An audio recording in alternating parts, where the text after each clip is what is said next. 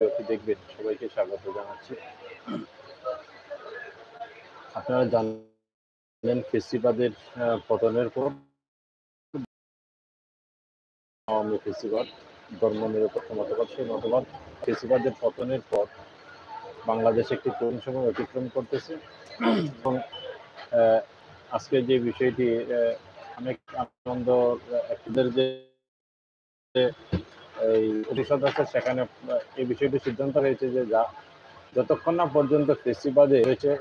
এই বিজয়ের আগে ছাত্র আন্দোলনে এবং যে হত্যাকাণ্ড তারা 17 বছর করেছে গুম খুম সহ যেগুলা করেছে এবং আমাদের কোরআনের পাখি আল্লামা দেলোয়ার হোসেন সাইদি যে কোরআনের পাখি সারা পৃথিবীতে ঘুরে ঘুরে কোরআনের প্রচার করতেন, কোরআনের বাণী প্রচার করতেন এবং অনেক মানুষ তার আলোচনা শুনে ভালো পথে এসেছে, সন্ত্রাসের পথ থেকে ফিরে এসেছে এবং অনেক মানুষ এই মানে মুসলমান হয়েছে। এই কোরআনের পাখিকে হত্যা করেছে তার হত্যাকারী যারা যারা যে ডাক্তারের অধীনে তার চিকিৎসা হয়েছিল হাসপাতালে, সেই ডাক্তারও কিন্তু অনেকেই অভিযোগ করেছেন সে ডাক্তারও দায়ী, কারণ কোরআনের পাখি হাসপাতালে যখন ছিলেন তখন বসা অবস্থায় ওনার ভিডিও ভাইরাল হয়, উনি সুস্থ ছিলেন এবং হাসপাতালে ঢোকার সময় উনি আল্লামা দেলোয়ার হোসেন সাইদি হাসি মুখে হাসপাতালে প্রবেশ করেছেন এবং যে ডাক্তার ওনার চিকিৎসার দায়িত্বে ছিলেন সেই ডাক্তারও কিন্তু এখনো গ্রেপ্তার হয়নি। তো সেই ডাক্তারের অসামঞ্জস্যপূর্ণ বিভিন্ন কথাবার্তা এবং সুস্থ মানুষকে এবং সেই রুমে আল্লামা দেলোয়ার হোসেন সাইদিকে যেখানে রাখা হয়েছিল হাসপাতালে, সেখানে সিরিজ নিয়ে ওনাদের ইনজেকশন দেওয়ার ভিডিও কিন্তু ভাইরাল হয়েছিল বিভিন্ন সময়। তো এই যে কোরআনের পাখি শেষ পর্যন্ত সুস্থ মানুষকে হাসপাতালে নিয়ে একজন ডাক্তারের অধীনে চিকিৎসা দিয়ে শেষ পর্যন্ত ওনারা যে আল্লামা দেলোয়ার হোসেন সাইদিকে হত্যা করেছে সেটার একটি বিচার হবে, এটা আমরা আশা করতে পারি। কারণ যেহেতু উপদেষ্টা পরিষদের তারা অন্তর্বর্তীকালীন সরকারের যারা উপদেষ্টা তারা এবং ডক্টর ইউনূস তারা সবাই প্রতিজ্ঞাবদ্ধ বা সিদ্ধান্ত নিয়েছেন যে এই ফেসিবাদী সরকারের বিচার শেষ না হওয়া পর্যন্ত তারা এই সরকারের কোনো কার্যক্রম মানে এই আওয়ামী লীগ সরকারের সাবেক আওয়ামী লীগ স্বৈরাচার আওয়ামী লীগ সরকারের আওয়ামী লীগের যে দল সে দলের কোনো কার্যক্রম তারা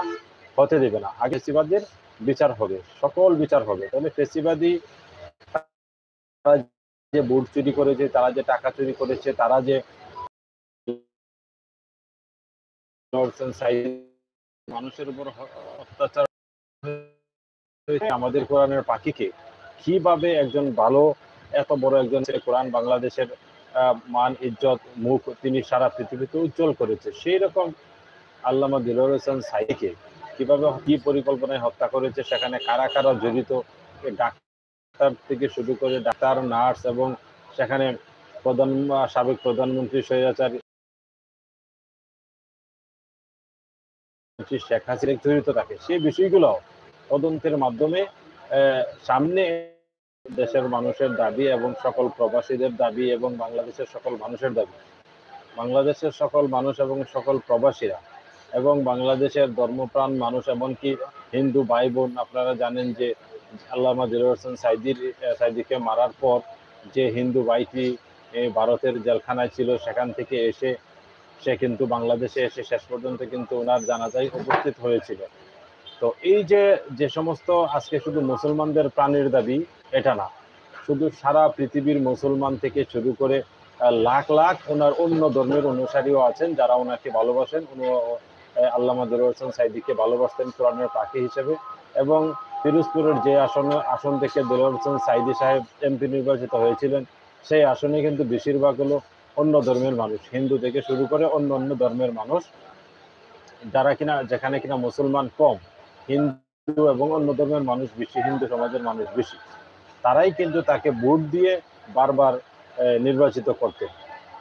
তো এই কোরআনের পাখিকে আল্লামা দেলোয়ার হোসেন সাইদিকে যা শেষ পর্যন্ত আওয়ামী লীগ সরকার ফাঁসি দিতে পারেনি, কারণ ওনাকে যখন যাবজ্জীবন দেওয়া হয়েছিল তখন কিন্তু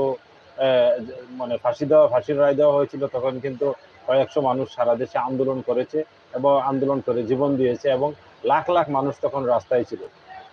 ছিল আন্দোলনরত ছিল। ওনাকে এতটাই ভালোবাসেন কোটি কোটি মানুষ বাংলাদেশ থেকে শুরু করে সারা পৃথিবীতে। তো এই ফ্যাসিবাদী সরকার ওনাকে শেষ পর্যন্ত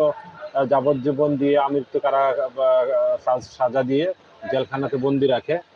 এবং শেষ পর্যন্ত যখন জেলখানাতে ওনার মৃত্যু হচ্ছিল না, ওনার সরকারের আশা ছিল হয়তো যে জেলখানায় থাকলে বয়োবৃদ্ধ মানুষ সেখানে মারা গেলে তো জঞ্জাল শেষ। এটা আসলে আওয়ামী লীগ সরকারের জঞ্জাল, যেহেতু এই লোকটি ডাক দিলে কোটি কোটি মানুষ রাস্তায় নেমে আসবে, এবং তার কোটি কোটি ভক্তরা রাস্তায় নেমে আসলে এই স্বৈরাচার শেখ হাসিনা সরকার বেশিদিন ক্ষমতায় থাকতে পারবে না,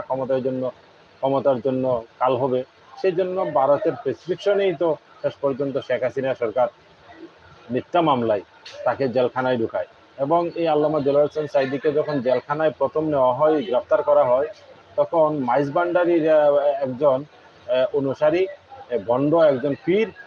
তরিকাত ফেডারেশন নামে এই মামলা দেয়, ধর্ম অবমাননার মামলা। সেই লোকটাকেও আমরা গ্রেফতার দাবি করবো, এবং যারা মিথ্যা মামলা দিয়েছে, মিথ্যা সাক্ষী দিয়েছে আল্লামা দেলোয়ার হোসেন সাঈদীর বিরুদ্ধে, তাদেরকেও আমরা গ্রেফতার চাই। এবং শেষ পর্যন্ত কিভাবে কার নির্দেশে জেলখানা থেকে ওনাকে হাসপাতালে নেওয়া হয়, হাসপাতালে নিয়ে কোন কোন ডাক্তার, কোন কোন নার্স বা কারাই এর সাথে জড়িত, আল্লামা দেলোয়ার হোসেন সাঈদী সাহেবের যে ছেলে রফিক মাসুদ সাঈদী, ওনাকেও শেষ পর্যন্ত দেখা করতে দেওয়া হয়নি, কোনো তার দলের কোনো মানুষকে দেখা করতে দেওয়া হয়নি। এই যে হাসপাতালের ভিতরে আল্লামা দেলোয়ার হোসেন সাঈদীকে হত্যা করা হয়েছে, এটা কিন্তু অনেকেই এটাই বলতেছেন, এই ধরনের ভিডিওই কিন্তু প্রকাশ হয়েছে বিভিন্ন সময়। তো এবং ওনাকে শেষ পর্যন্ত নিয়ে পিরোজপুরে মাটি দেওয়া হয়, এবং তাড়াহুড়া করে মাটি দেওয়া হয়। তা সেখানে খবর দেওয়ার পর অনেক দিন পর্যন্ত সেখানে পুলিশ খবর পাহারা দেয়, যাতে সেই লাশ উঠাইতে না পারে, পরীক্ষা নিরীক্ষা করতে না পারে। এই ধরনের একটা আশঙ্কাই কিন্তু সারা পৃথিবীর মানুষ, বাংলাদেশের মানুষ সবাই করতেছে। তো আমাদের উপদেষ্টারা যে সিদ্ধান্ত নিয়েছেন যে ফেসিবাদের বিচার শেষ না হওয়া পর্যন্ত আওয়ামী লীগ কোনো রাজনৈতিক কোনো কার্যক্রম করতে পারবে না, এটাতে আমরা খুশি, দেশবাসী খুশি। শেষ পর্যন্ত বিচার হোক, প্রত্যেকটা অপরাধের বিচার হোক। আমরা চাই না আওয়ামী লীগ যেভাবে বিএনপির উপরে, জামাতের উপর জুলুম করেছে, বা বিএনপি যেভাবে আওয়ামী লীগের উপর করেছে বিভিন্ন সময় সরকারে এসে, এইভাবে না, নিরপেক্ষ বিচার হোক, প্রতিটা অপরাধের বিচার হোক, এবং আমাদের আল্লামা সাঈদী কোরআনের পাখিকে কিভাবে হত্যা করা হয়েছে, আজকে যদি কোরআনের পাখি পৃথিবীতে থাকতো, তাহলে কোটি কোটি মানুষ কোরআনের বাণী, কোরআনের আলোচনা শুনে তারা সঠিক পথে আসতো, তারা হেদায়েতের পথে আসতো, এবং আমরা এই আলেম, এই বিশাল বড় পৃথিবী বিখ্যাত এই কোরআনের পাখি থেকে, আল্লামা দেলোয়ার হোসেন সাঈদী থেকে উপকৃত হতাম পৃথিবীর মানুষ, বাংলাদেশের মানুষ এবং সারা পৃথিবীর মানুষ। আজকে এই মানুষটাকে যারা হত্যা করেছে, যারা হত্যার দিকে ঠেলে দিয়েছে হাসপাতালে নিয়ে, তাদের বিরুদ্ধে মামলা হোক, তাদেরকে গ্রেফতার করা হোক, এবং তাদের মুখোশ উন্মোচন করা হোক যে কারা কারা এই হত্যার সাথে জড়িত। যারা এই হত্যার সাথে জড়িত আওয়ামী লীগ সরকারের এবং ডাক্তার থেকে শুরু করে নার্স, যারা এর পিছনে দায়ী, যারা মিথ্যা সাক্ষী দিয়ে সহযোগিতা করেছে, আল্লামা সাঈদীকে গ্রেফতার করতে সহযোগিতা করেছে মিথ্যা মামলা দিয়ে, প্রতিটা অপরাধীকে গ্রেফতার করে এর বিচার নিশ্চিত করা হোক, এর শাস্তি নিশ্চিত করা হোক, এবং ফেসিবাদের মূলোৎপাটন করা হোক বাংলাদেশের জমিন থেকে, যাতে কোনো দল ক্ষমতায় এসে ভবিষ্যতে আল্লামা সাঈদী থেকে শুরু করে একবারে সাধারণ একটা মানুষ, হোক হিন্দু, হোক বৌদ্ধ, হোক খ্রিস্টান, হোক অন্য ধর্মের মানুষ, এক বাংলাদেশের নাগরিক, সে যেই ধর্মেরই হোক, সে ক্ষমতাসীন হোক অথবা একবার সাধারণ গ্রামের মানুষ হোক, কোনো মানুষের সাথে যেটা অন্যায় কেউ করতে পারে না, অন্যায় করার সাহস দেখাতে পারে না, অন্যায় করার সাহস দেখানোর আগেই যাতে তার অন্তরে ভয়ের কাঁপুনি উঠে, এই ধরনের আইন বা এই ধরনের বিচার ব্যবস্থা বাংলাদেশে প্রতিষ্ঠিত হোক, প্রতিটি অন্যায়ের বিচার করা হোক এই বাংলার মাটিতে, আমরা এটা কামনা করি। তো শেষ পর্যন্ত যেহেতু এরকম একটা সিদ্ধান্ত নিয়েছেন, সাহসী সিদ্ধান্ত, যে শেষ পর্যন্ত বিচার শেষ না হওয়া পর্যন্ত এই ফ্যাসিবাদী দল কোনো রাজনৈতিক কার্যক্রম বা কোনো কার্যক্রম বাংলাদেশে চালাতে পারবে না, এটা একটি স্বস্তির খবর। যদিও সে দলটি নিষিদ্ধ করা হয়নি, তো শেষ পর্যন্ত বিচার হোক। বিচার হওয়ার পর যদি আদালত, সরকার মনে করে নিষিদ্ধ হওয়া দরকার, প্রয়োজন, তাহলে হতে পারে, আর নয়তো বা তাদেরকে রাজনীতি করার সুযোগ দেওয়া যেতে পারে। তো এই সবাই আওয়াজ তুলুন যার যার অবস্থান থেকে। আপনারা জানেন যে কোরআনের পাখির বিরুদ্ধে মিথ্যা সাক্ষী দিয়েছিল, আল্লামা দেলোয়ার হোসেন সাঈদীর বিরুদ্ধে এক মিথ্যা সাক্ষী দিয়েছিল এক হিন্দু লোক।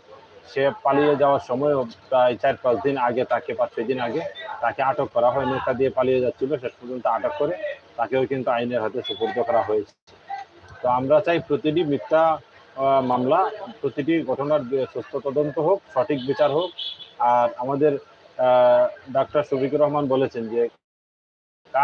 কোনো মানুষ অপরাধে জড়িত হয় এরকম কোনো মানুষের নামে যাতে মিথ্যাভাবে বা সঠিকভাবে মানে তদন্তের অভাবে যাতে কোনো নিরপরাধ মানুষ শাস্তির সম্মুখীন না হয়, নিরপরাধ মানুষের যাতে বিচার না হয়,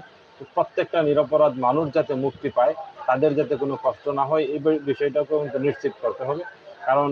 বিচার করতে গিয়ে কোনো নিরপরাধ মানুষকে যদি শাস্তি দেওয়া হয় ভুলবশত, তাহলে কিন্তু সেটাও কিন্তু দুনিয়া এবং পরকালে যারা দিবে তাদেরও বিশাল শাস্তির বিষয় আছে। তো এই বিষয়গুলো নিশ্চিত করে